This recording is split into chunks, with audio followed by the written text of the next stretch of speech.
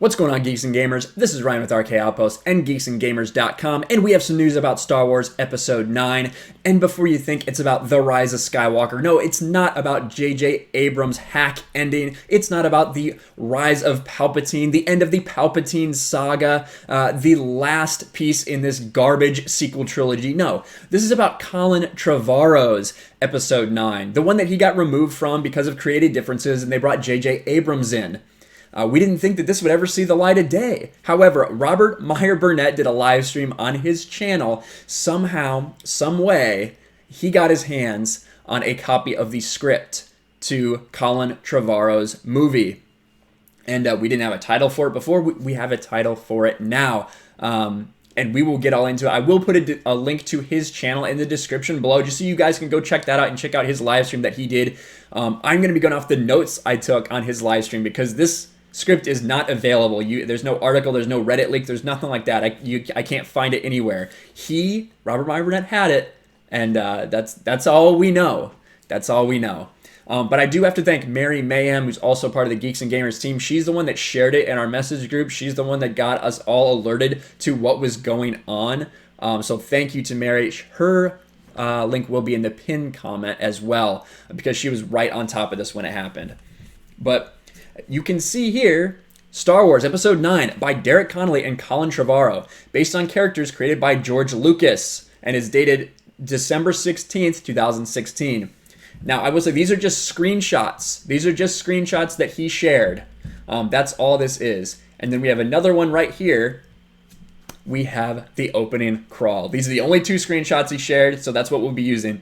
And then I'll go over my notes, the outline for this movie. And before we start, I will say that I don't know if there's a satisfying end in the sequel trilogy for me. I don't care about the sequel trilogy characters. I didn't like Force Awakens. Last Jedi was an absolute joke, so I don't see how this movie would make it any better. However, it does seem better than the garbage that The Rise of Skywalker was. Not that it's a high bar, but let's get started. Episode 9, Duel of the Fates. And right there, if that had been the title of this, it would have got a lot of people amped up. Maybe some people pissed off, but a lot of people amped up for sure. The iron grip of the First Order has spread to the farthest reaches of the galaxy. Only a few scattered planets remain unoccupied. Traitors' acts are punishable by death. So it seems like the First Order actually does reign supreme in this one, as opposed to 24 hours after the events, like Last Jedi was. Determined to suffocate a growing unrest, Supreme Leader Kylo Ren has silenced all communication between neighboring systems. Led by General Leia Organa, the Resistance has planned a secret mission to prevent their annihilation and forge a path to freedom. So somehow the Resistance is still going strong. There is not a... there was no mention of a time frame between how long it's been between Last Jedi and now. My guess, based on the leaks, well, the rumors that we heard very early on when they said about a 5-year time jump, that's what people were saying, that turned into a 1-year time jump. I think that 5 years sounds about right for this. Just my theory. Robert Meyer Burnett didn't mention that at all. That's just kind of my hunch. And then we get into my mishmash of notes for this. So... we will get that going right here. So, Duel of the Fates. It starts, like they said, they need a secret mission to go to forge a path to their freedom. They go to the Kuwaiti shipyards, and if you don't know what the Kuwait shipyards are, I believe it comes from the Star Wars Expanded Universe. Imagine that. Them using that. And it has been brought into things like Clone Wars and video games and stuff like that before, so... but it did originate in the Star Wars Expanded Universe, where they are building First Order Star Destroyers, a ton of First Order Star Destroyers, and all of our heroes are there undercover in one way, shape, or form. They are plotting to blow up the shipyards, destroy the fleet that's currently being built. It includes Rose Tico, who's featured prominently in this movie, not 76 seconds worth, BB-8, Finn, and Poe. The plans to blow up the shipyards, but it gets thwarted by the First Order. They basically come in and say, wow, these stupid, like, old tactics, you really think this is going to work on us? So they kind of get surprised and it doesn't work. However, Robert Meyer Burnett puts a lot of his opinion in this too. I'm just going to say RMB. That's what I'm going to say from now on, because that's a mouthful. But again, thank you to Robert for breaking this news, though. So He says that basically there's a lot of world building about how like people in the drive yards are being treated. The First Order clearly like has a boot on everyone's head. That's the way it seems to feel to everyone. There's a good sense of world building, and there's good dialogue between the characters. It doesn't seem forced at all. Seems normal. He kept using the phrase "like Star Wars," which is a good thing if he's referencing real Star Wars episodes 1 through 6. So our heroes have to improvise since they get stopped. And then Rey makes an appearance. She was disguised, I believe, as a Tusken Raider. She takes that off, and it's revealed that she has this unique weapon. She used like the lightsaber on the end of her staff. So half of it is a staff, the other end is a saber. We did hear rumors about her using a saber staff, so maybe that does make sense too. So they improvise, they're fighting along, and what they end up doing, since they can't blow this place up, is they end up stealing a Star Destroyer, a huge Star Destroyer. Now, how a group of 5 or 6 people steal a Star Destroyer that should theoretically be manned by, 25,000, more than 25,000 people. Maybe my math's off. Around, thousands and thousands and thousands of people, tens of thousands of people man Star Destroyers. So, but they do it. Rey uses some Jedi mind tricks to, let the officers do something. I don't know if it's letting them drive, making the officers drive. I don't know what happens, but they steal a Star Destroyer. Meanwhile, you then go to a ship called the Knife 9, which is the Knights of Ren are in this ship. And they're really upset, and they kill the admiral who was in charge of the Kuwaiti shipyards, who was basically the one that allowed this to happen, that was very confident that once they were thwarted, they would not be able to continue on, and he allowed the Star Destroyer to get stolen. Then you go to Coruscant.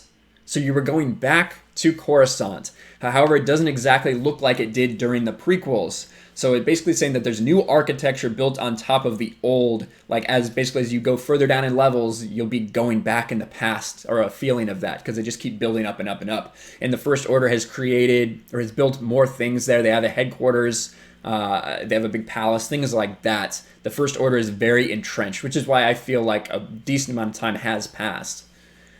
They make it very clear that the First Order does indeed reign, and that the entire population is poor and dirty and scared and upset, and the First Order has their thumb on everyone, and you can clearly feel that from what's being told through the script. Chancellor Hux, as he's called, that is what his name is in charge. He's addressing the public. They execute a traitor publicly who helped them get away, who helped the resistance get away with this Star Destroyer. They do it using a lightsaber guillotine, or a light blade guillotine, basically. So that's something interesting that we've never seen before. Then it's clear that the First Order is in league with a different alien warlords from across the galaxy. So it is clear the First Order is not just them, and they have allies across the galaxy. They're basically doing two things. One, they need to find the resistance, and they're looking for Rey, and they're also trying to find Kylo Ren, who has not been seen. He's disappeared in search of something.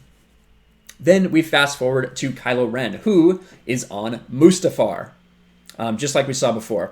So Kylo Ren, he's looking for something. He's unshaven. He's haunted by Luke's Force Ghost. You see Luke's Force Ghost appear, and Luke plays a big part in this movie. They go back and forth. Luke is trying to convince Kylo that he needs to go home to Leia, go away from the dark, but Kylo keeps saying, essentially, I'm gonna be more powerful than you ever were. He's still on his same kick, right? Still looking for power. He's just trying to ignore Luke. It did kind of remind me of something from the expanded universe, which is Cade Skywalker. When he's kind of struggling to walking a path, the Force Ghost of Luke Skywalker constantly comes and talks to him, and he just wants him to go away. Reminded me of that a little bit. However, Kylo finds Vader's temple on Mustafar in his castle, and he finds a Sith holocron. From the Sith holocron, an image of Palpatine appears, but it is just a hologram, and it is talking to Vader. And Emperor Palpatine says, "Young Skywalker will be ours soon, I have foreseen it. But we must prepare for the unseen, lest he strike me down. You will take him to the Remnicor system. There you will find Tor Valum. Master of the Sith who instructed me. So we are introduced to the Master of the Sith who instructed Palpatine, evidently. The hologram then realizes this is not Vader. It shorts out and blasts red lightning at Kylo, and it just messes up his face hardcore, and he's hurting bad. He screams out in agony. We then cut to Korolev, the Resistance base. Leia feels what's happening to Ben, knows he's in pain. Chewie's also there. Everyone's shocked to see this huge Eclipse-class Star Destroyer come back to Korolev and land on the planet itself, obviously being helmed by our heroes. Rey has mind-controlled the First Order officers. Leia decides not to kill them for some reason. There's a bunch of funny exchanges. Yay. Finn and Rey talk a little bit. Rey thinks that she's failed. She doesn't feel like she can live up to being a Jedi. She is having a struggle. She has self-doubts. Rey admits she has nightmares about Kylo Ren. Finn wants her to shut him out, but and says that he cannot change. That's what Finn is trying to tell Rey. He can't change. Shut him out. Because they still have this Force bond connection. Rey says, it's never too late to change. You taught me that, Finn. And you also find out that the Star Destroyer is full of equipment and walkers and TIE fighters and weapons, things like that. It's fully stocked. So the Jedi texts are still a part of this movie here. And I will say there's some things that do remain somewhat similar, which does indicate why Colin Trevorrow did get credit for this story, because there are some elements that are similar, but it's also very different at the same time.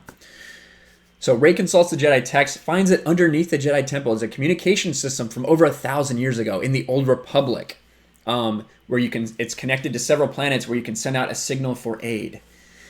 Poe mentions offhand the Old Republic tech works way better than what we have today. Like we talked about earlier in the crawl that you can see right there, the First Order has choked off all communication, but this would let them actually talk to each other and call for help, coordinate. They decide that they are going to go to Coruscant to try to turn on this beacon. Rey says hope is all we have left. Rey then you see her training. Again, just like in The Rise of Skywalker, there is parts of her training. Again, this is called Duel of the Fates, so I don't forget it. I don't want to mislabel it. That would be rude. But, so Rey's training. Force Ghost Luke appears to oversee her training. He's instructing her training. He's talking to her. So he is simultaneously trying to get Ben back to the light while, making Rey stronger and actually training her as a Jedi. Rey and Luke have this kind of exchange where she's talking about balance and how everything they've been taught, like what's the point, essentially. And Luke says, well, this is what it is. You have to struggle. It's a struggle. And she basically says, I won't abandon my family that I've been searching for my whole life. Luke says the Force is speaking to her, and Rey says, I am no one. Luke says, if you really believe that, maybe the last Jedi is dead. Rey turns to Luke and says, maybe he is, referring to, obviously, him. So Rey is having self-doubts. Okay, a little too late for that still in the 9th one, but Rey's having self-doubts.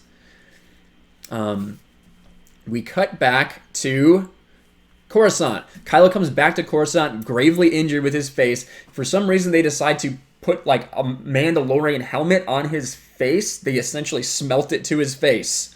Don't know why, but that's what they do. He goes and talks to Hux. He basically tells him that there's places he has to go, that everything's been well. He doesn't need grand displays or titles like Hux seems to. Hux likes to be addressed as Chancellor.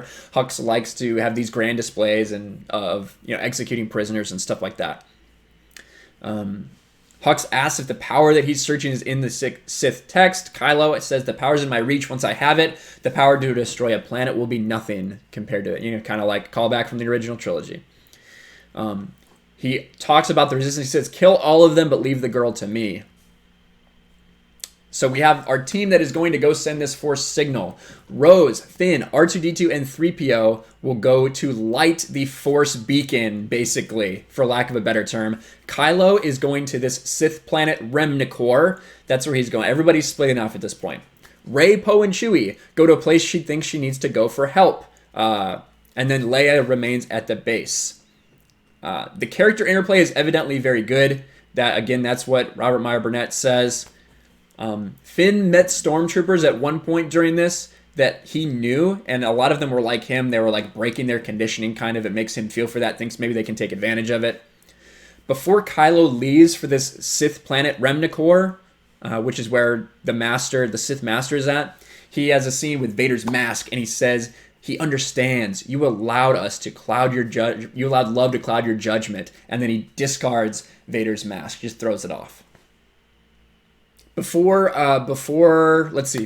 Rey and everybody leaves, Rey and Poe leave, she goes to talk to Leia, says that she can save Kylo. Leia says she's gone, basically. And Leia says, the Force chose you, Rey. You're part of the new group. Just follow the Force. Some crap like that. Unfortunately, after everyone else leaves, it's realized that the First Order can track the Star Destroyer, and they come and they have to evacuate the base. They all get on the fully equipped Star Destroyer and take off and escape, but the base is left to the First Order.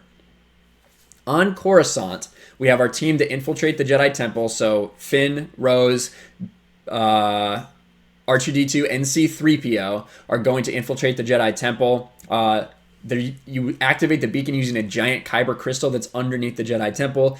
They are successful, and you see the signal going off throughout the galaxy in different places, different groups of people, some that look like monks, some that look like other aliens. Even Bosk, Bounty Hunter Bosk, is at a place where the signal goes up, so evidently saying that they need help. But then the First Order cuts it short.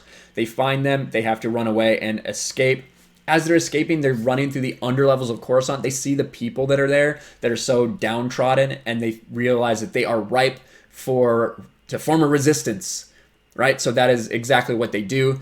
They start gathering all these people together and getting them ready for an uprising. On the planet that Rey and Poe are going to, it's called Bonadan, or Bonadon. They're pursued by the Knights of Ren. So they're running away from them, but they find a seer, and they basically read her thoughts to create a star chart, and that's how they know she knows where to go from there. Rey confronts the Knights of Ren, and there's evidently this sick battle scene where she just kicks their ass with her little half staff, half saber thing. On Remnacor, Kylo Ren meets Tor Valen. He's like some unidentifiable alien we've never seen before. He's in the description. He's 7,000 years old, spindly, made of sinew and muscle. Kylo begins training in much the same way that Luke trained with Yoda, the same kind of style. There's even kind of a cave scene where Kylo fights a vision of Darth Vader. So we actually see that play out, which evidently. Again, this is all based off a script, right? No one's actually seen this on screen. It's just off a script. So who knows how it would have looked, if it would look cool or not. But Kylo gets his ass beat. So, as he should. So then you have everybody going to the end spots here, where they're going to go. The place that Rey has been, and this is where it starts to get sketchy. There wasn't as many details from Robert as there were in the beginning, but Rey and Kylo go to Mortis to have a final fight. I don't know why. I don't know what Mortis really has to do with it. It's got to be more at play. But Rey and Kylo go to Mortis to fight. Leia asks Lando to go get help from his smuggler friends, which he does. Rose is captured on Coruscant, but then escapes. Finn and R2-D2 and C-3PO start this uprising around the headquarters, and Leia brings the battle to Coruscant. So what you have is something that reminds everyone of Return of the Jedi. You have this ground battle scene. You have this battle in the sky, a huge sky battle, very much the same way that it's described much in the same way that Rise of Skywalker was. And then in between that, you're cutting in and out to Kylo and Rey having a fight on Mortis. Very much like the throne room scene from Return of the Jedi. And that's kind of how this is described as it feels.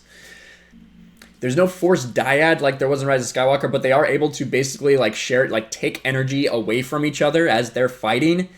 As the fight winds down, they're trying to turn Ben to the light. He refuses to repent, basically. Eventually, the Force ghosts of Luke, Yoda, and Obi-Wan appear to try to help, but it's to no avail. Kylo Ren is killed. And that's that. Kylo Ren dies. There is now there's a massive space battle taking place over Coruscant. Chewbacca is in an X-Wing for some reason at some point. It gets revealed during Kylo and Rey's fight that Kylo actually killed Rey's parents on orders from Snoke. So that did get revealed. Lando shows up with the smugglers, kind of like he shows up at the end of TROS to kind of save the day in the same fashion. But like I said, very much like Return of the Jedi, big battle in space, big battle on the ground, intercut with the throne room scenes, but at Mortis is what we're seeing. At one point, the First Order headquarters take off from the planet as they try to evacuate, but Rose, good thing Rose was there. She manipulated the hyperdrive for some reason, so they couldn't calculate their coordinates right, and they explode and they all die. But bottom line, but that's basically the end. There's probably some celebration. Han Solo was there was a similar scene with Leia trying to reach out using Han Solo to like trigger that memory for Kylo, but there's no Leia death scene that was described in this thing. So evidently Leia survives. At least that's the impression I get. I assume there's some big celebration after. He didn't get into that on his stream. So that is what I have for you guys. Do I think that this movie, that's Colin Trevorrow's script that we've been hearing all about. Do I think this movie would have been any good? No.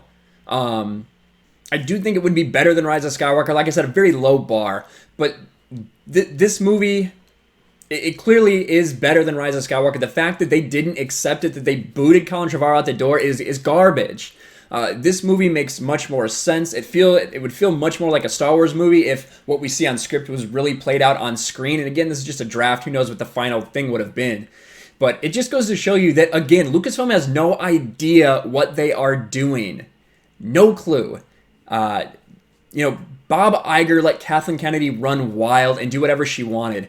And you can see by these box office returns for Rise of Skywalker that they have destroyed any care people had for that sequel trilogy. Half of Force Awakens.